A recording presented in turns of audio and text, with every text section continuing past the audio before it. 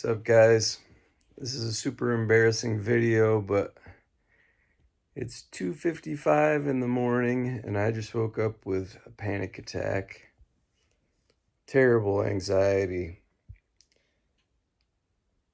And think I'm just making this video because if you're out there like me and you have panic attacks or you have anxiety and you're wondering what the symptoms are, I want to go through those real quick and what maybe some of the things that help me get through this when this happens to me.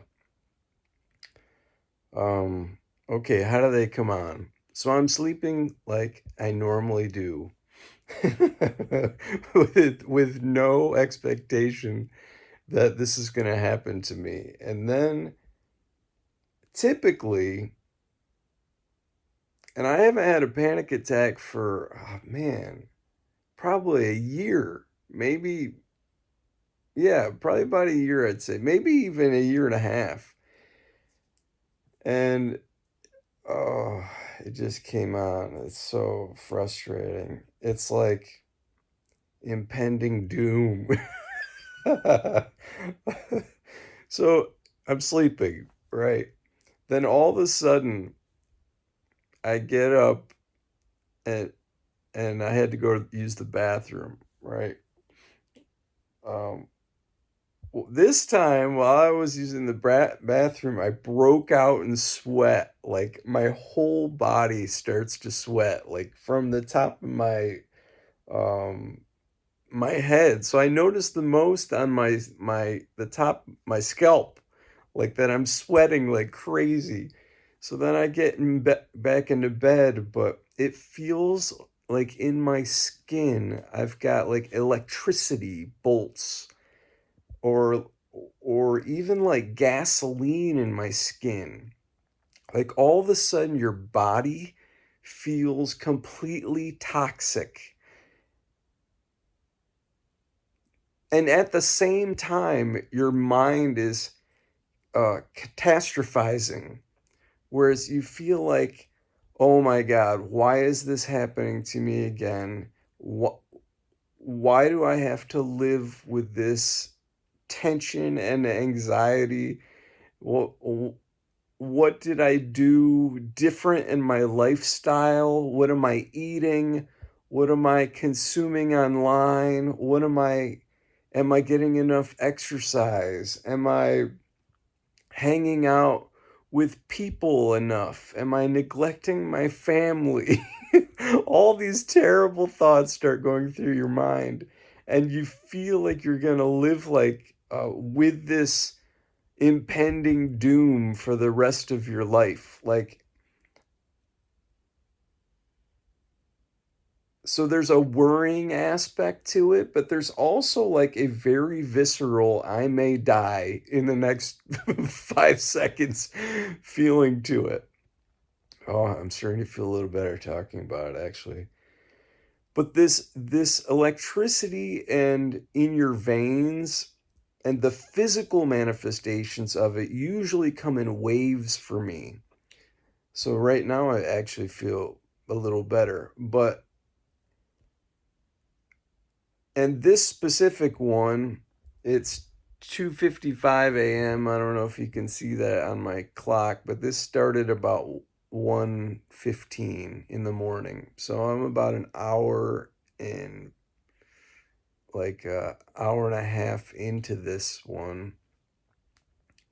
I had a small one last night. This one was a lot, and I didn't realize. I was in denial last night about it. But tonight was definitely a bad one. And then the waves of these things, you start to worry that it's going to last a month. Like, am I going to have to wake up between 1 and 3 o'clock every morning for the next uh, month dealing with these anxiety attacks? Oh, that would be terrible. And see how it just builds on itself, like it's negative thoughts. And so it's the mind and the body. causing this. And you could say the spirit too. Although I feel like I'm pretty good on a spiritual plane these days, I still am very disciplined with every morning I do my meditations. I run 5 miles at least 3 times a week. I'm eating right. I guess the last couple days I haven't been eating as well as I usually do, like a little more sugar, a little more carbs. But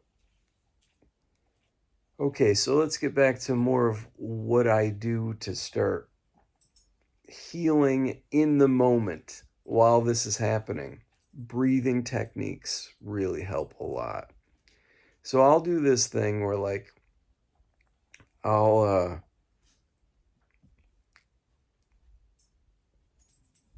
I'll picture myself at the beach, like laying out at the beach, and I see the waves coming in my mind, and I'll synchronize my breathing with the waves approaching the shore.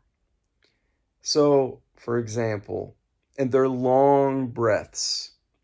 So as the wave is creating, like at the top of its form, I'm taking a big deep breath in. So it's,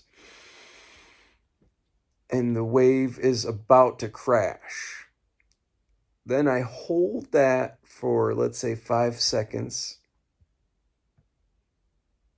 And as the wave crashes, I let out that breath slowly and watch the wave come to the shore, decreasing in size all the way until it dissipates in sand when I should be out of breath. So the wave comes up, breathing in.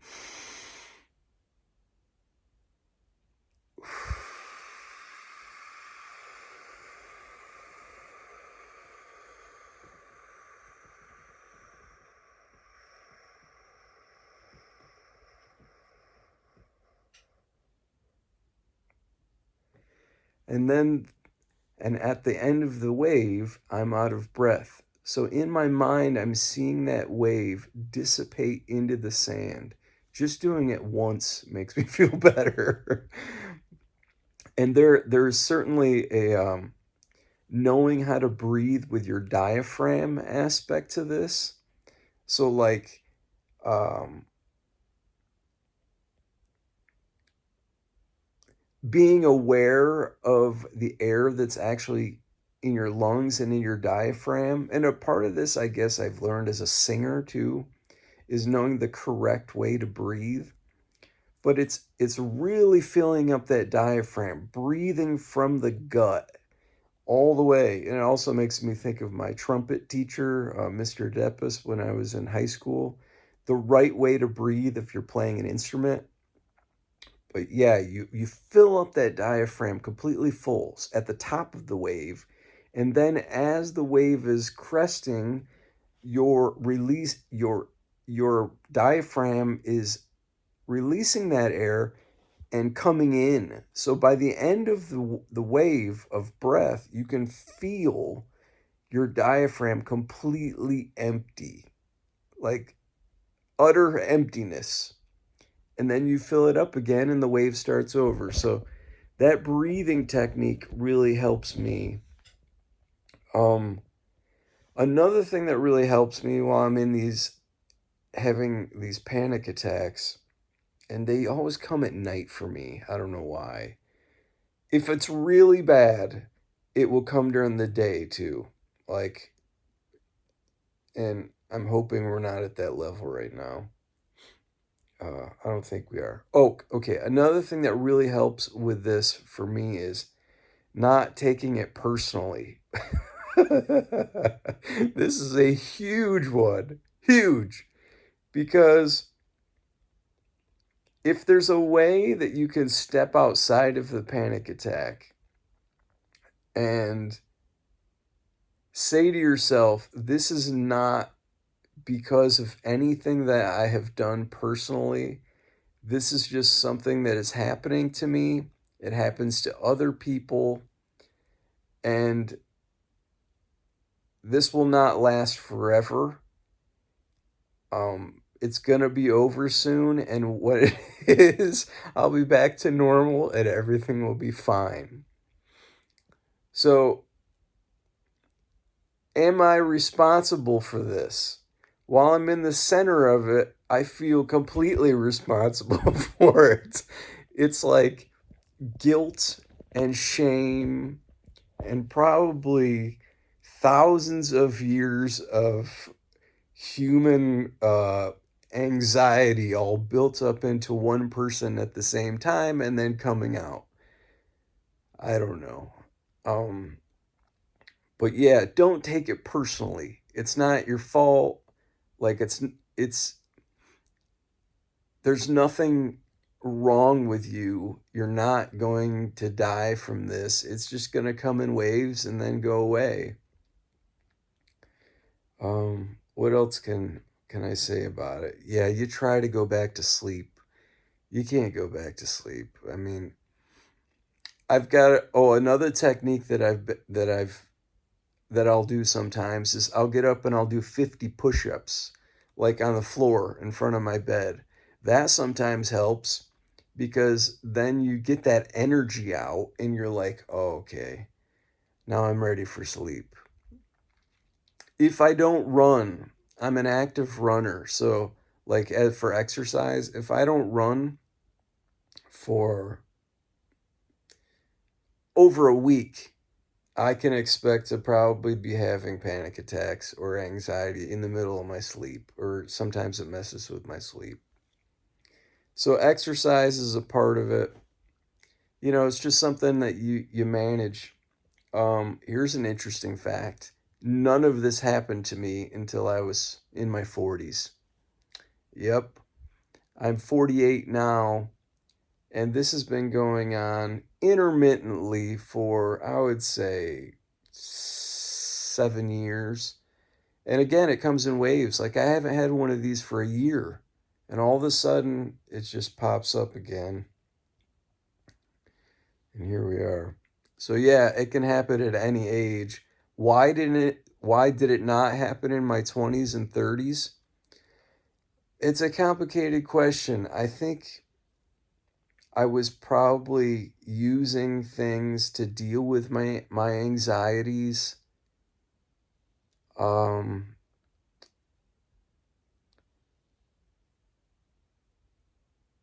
that I didn't have to deal with them. So there was a lot of suppression going on. I think in my 20s and 30s I was just so ridiculously busy all the time and distracting myself with just the grind of being a working musician or with alcohol or I don't know. I've never been a huge drug user, but certainly I was in that environment. But yeah, you can't I don't have an explanation for why it didn't happen in my 20s and 30s. Um it just all of a sudden showed up in my 40s. And is there something in the family genes? I believe so. My mom has things like these anxiety and panic attacks at night, so she has helped me with advice on how to do this. I think my dad probably has some anxieties. Um, but yeah, I just wanted you to know that you're not alone. Like it's not gonna last forever. Usually they go away. And to be honest with you, what time is it? Right now it's 3:11 in the morning. I'll probably be asleep again in, I don't know, 20 minutes, an hour, and I'll at least get a couple more hours of sleep in. Does some of this have to do with being a creative person? I do think so. Like last night, I had that small anxiety attack, and then I had the most beautiful dream ever. Like one of those beautiful dreams where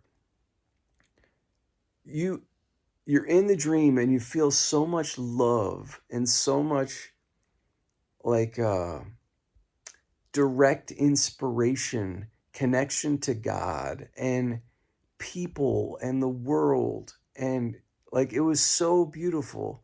And then when I woke up, oh, you're like back to reality. Why can't I go back to that beautiful dream I was just in? Oh man. So the creativity aspect of this is there. Like the fact that I can write songs and receive these gifts from God in the form of music is connected to this anxiety and the panic attacks and like the whole sensitive artist thing. There's some truth to it. So like my abilities to receive music and songs and then put them out into the world are in a way related to these panic attacks. So it's some of the downside, if you will. Do I have to be having panic attacks all the time to be writing good songs? Hell no, thank God. Like I've written a lot of great songs and a lot of great music over the last year when I wasn't having these panic attacks. So I think it just has to do with the way that I'm wired and my nervous system and my brain and my subconscious and my unconscious and like the way that my I'm wired. So I'm laying here in bed and I'm like, might as well make a video for this because I'm not going to be able to go back to sleep. That's the other thing. Oh, reading. Sometimes reading helps. Like I've got a stack of books over here. Right now I'm reading The Surrender Experiment by Michael Singer, who is the author of my favorite book, The Untethered Soul, if you ever need good reading material.